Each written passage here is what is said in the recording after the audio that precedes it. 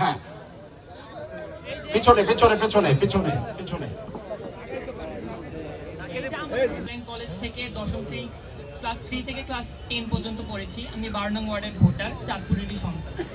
তো যেহেতু আমি আমার প্রথম ভোট দিব এবং আমি ব্যক্তিগতভাবে কোনো দল সাপোর্টও করি না, সেহেতু আমি এবার সব কিছুই দেখবো যে আমি কাকে ভোট দিতে চাই। তবে একদিন আমি ঢাকায় পড়াশোনা অ্যাডমিশনের জন্য ট্রাই করছিলাম।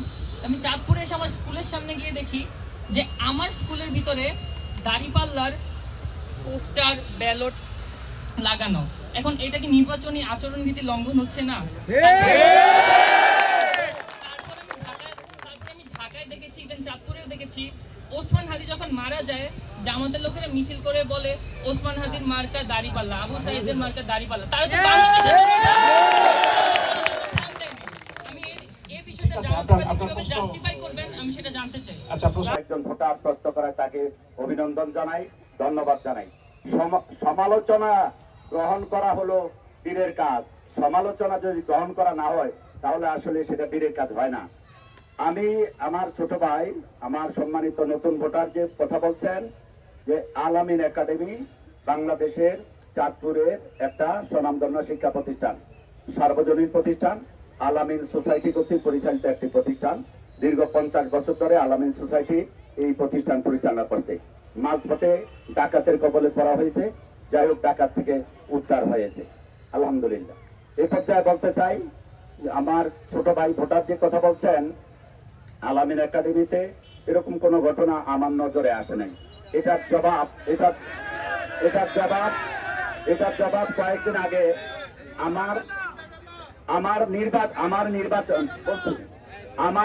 আমার নির্বাচনী আসনের যিনি পরিচালক তার পক্ষ থেকে ইতিমধ্যে দেওয়া হয়েছে এরকম পাবলিক ফাংশনে।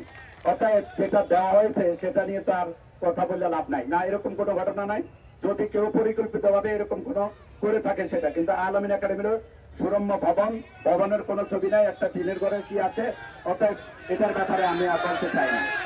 এটা এক মিসআন্ডারস্ট্যান্ডিং। উত্তর বলবো, আমরা শহীদ আবু সাইদ থেকে শুরু করে শহীদ হাদি পর্যন্ত সবাইকে অন করি, কারণ আমরা এই জুলাই যুদ্ধে আমাদের সর্বশক্তি নিয়োগ করে মাঠে ছিলাম। আমাদের অনেক রক্ত ঝরেছে। শহীদ যারা হয়েছে ১৫০০০-এর মতো, সমস্ত শহীদদের বাড়িতে জামাত ইসলামীর আমির ব্যক্তিগতভাবে গিয়েছে, তাদেরকে আমাদের সাধ্য অনুযায়ী সহযোগিতা করেছে। চিকিৎসার অনেক জুলাই যোদ্ধাদের আজও তারা হাসপাতালে আছে, দেশের হাসপাতালে, বিদেশের হাসপাতালে। তাদের উত্তরসূরি হাদির পথ ধরে ইনশাআল্লাহ আগামী নির্বাচনে বাংলাদেশ এগিয়ে যাবে, বাংলাদেশ জিতে যাবে ইনশাআল্লাহ। এদিকে আসেন। হ্যাঁ, বলেন আপনি প্রশ্ন করুন।